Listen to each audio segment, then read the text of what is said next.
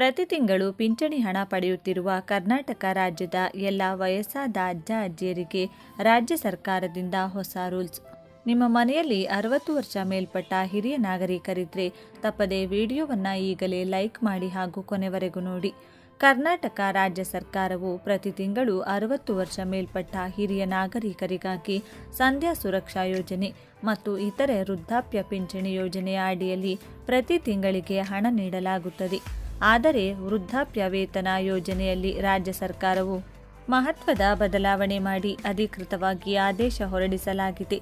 ಬನ್ನಿ, ಹಾಗಿದ್ರೆ ನಿಮ್ಮ ಮನೆಯಲ್ಲಿ 60 ವರ್ಷ ಮೇಲ್ಪಟ್ಟ ವಯಸ್ಸಾದ ಅಜ್ಜ ಅಜ್ಜಿಯರಿದ್ದರೆ ತಪ್ಪದೆ ಈ ವಿಡಿಯೋಗೆ ಈಗಲೇ ಒಂದು ಲೈಕ್ ಮಾಡಿ ಹಾಗೂ ರಾಜ್ಯ ಸರ್ಕಾರವು ಜಾರಿಗೊಳಿಸಿರುವ ಹೊಸ ರೂಲ್ಸ್ ಆದರೂ ಏನು ಎನ್ನುವ ಎಲ್ಲ ಸಂಪೂರ್ಣ ಮಾಹಿತಿಯನ್ನು ತಿಳಿದುಕೊಳ್ಳಲು ತಪ್ಪದೆ ವಿಡಿಯೋವನ್ನು ಕೊನೆವರೆಗೂ ನೋಡಿ. ಕರ್ನಾಟಕ ಸರ್ಕಾರವು ವೃದ್ಧಾಪ್ಯ ವೇತನ, ಸಂಧ್ಯಾ ಸುರಕ್ಷಾ ಯೋಜನೆ, ಪಿಂಚಣಿ ವಿಚಾರದಲ್ಲಿ ಮಹತ್ವದ ಬದಲಾವಣೆಯನ್ನು ಮಾಡುವುದಕ್ಕೆ ಮುಂದಾಗಿದೆ.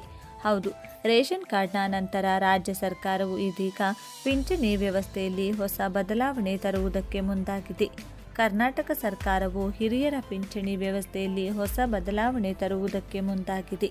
ಈ ಸಂಬಂಧ ರಾಜ್ಯ ಸರ್ಕಾರವು ವಿಶೇಷ ಸುತ್ತೋಲೆಯೊಂದನ್ನು ಹೊರಡಿಸಿದೆ. ಸಾಮಾಜಿಕ ಭದ್ರತಾ ಯೋಜನೆಗಳ ಪೈಕಿ ವೃದ್ಧಾಪ್ಯ ವೇತನ ಮತ್ತು ಸಂಧ್ಯಾ ಸುರಕ್ಷಾ ಯೋಜನೆಗಳಡಿ ಪಿಂಚಣಿ ಪಡೆಯುತ್ತಿರುವ ಫಲಾನುಭವಿಗಳ ಪೈಕಿ ಅನರ್ಹ ಫಲಾನುಭವಿಗಳನ್ನು ಗುರುತಿಸುವ ಬಗ್ಗೆ ವಿಶೇಷ ಆದೇಶವನ್ನು ರಾಜ್ಯ ಸರ್ಕಾರವು ಹೊರಡಿಸಿದ್ದು, ಇದಕ್ಕೆ ಭಾರೀ ಆಕ್ಷೇಪ ವ್ಯಕ್ತವಾಗಿದೆ.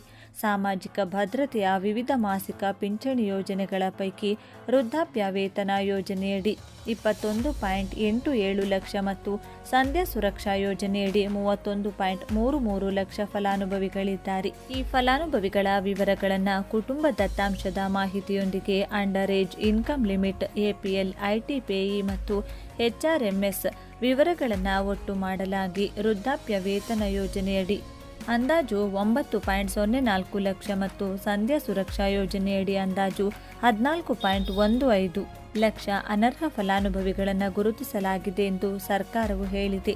ಮುಂದುವರೆದು ಈ ಫಲಾನುಭವಿಗಳ ಗ್ರಾಮವಾರು, ತಾಲೂಕುವಾರು ಮತ್ತು ಜಿಲ್ಲಾವಾರು ವಿವರಗಳನ್ನು ಉಲ್ಲೇಖದನ್ವಯ ಎಲ್ಲ ತಾಲೂಕು ತಹಶೀಲ್ದಾರರಿಗೆ ಒದಗಿಸಲಾಗಿದೆ.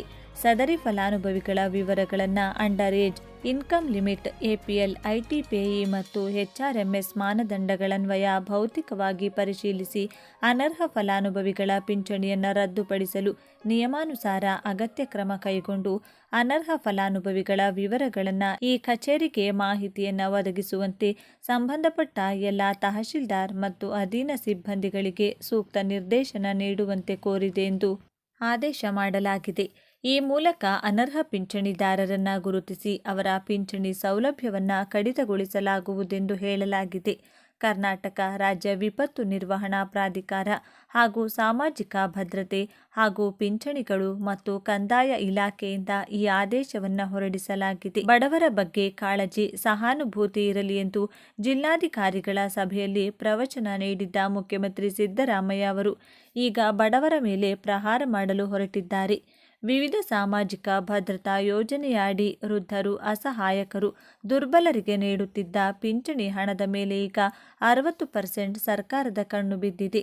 21.87 ಲಕ್ಷ ವೃದ್ಧಾಪ್ಯ ಹಾಗೂ 31.33 ಲಕ್ಷ ಸಂಧ್ಯಾ ಸುರಕ್ಷಾ ಯೋಜನೆಯ ಫಲಾನುಭವಿಗಳಲ್ಲಿ ಅನರ್ಹರನ್ನು ಹುಡುಕುವುದಕ್ಕೆ ಈ ಸರ್ಕಾರ ಮುಂದಾಗಿದ್ದು, 9.04 ಲಕ್ಷ ವೃದ್ಧಾಪ್ಯ ವೇತನದಾರರು, 14.15 ಲಕ್ಷ ಸಂಧ್ಯಾ ಸುರಕ್ಷಾ ಕಾರ್ಡ್ಗಳನ್ನು ರದ್ದು ಮಾಡುವುದಕ್ಕೆ ಕಂದಾಯ ಇಲಾಖೆಯಿಂದ ಅಧಿಕೃತವಾಗಿ ಆದೇಶ ನೀಡಲಾಗಿದೆ.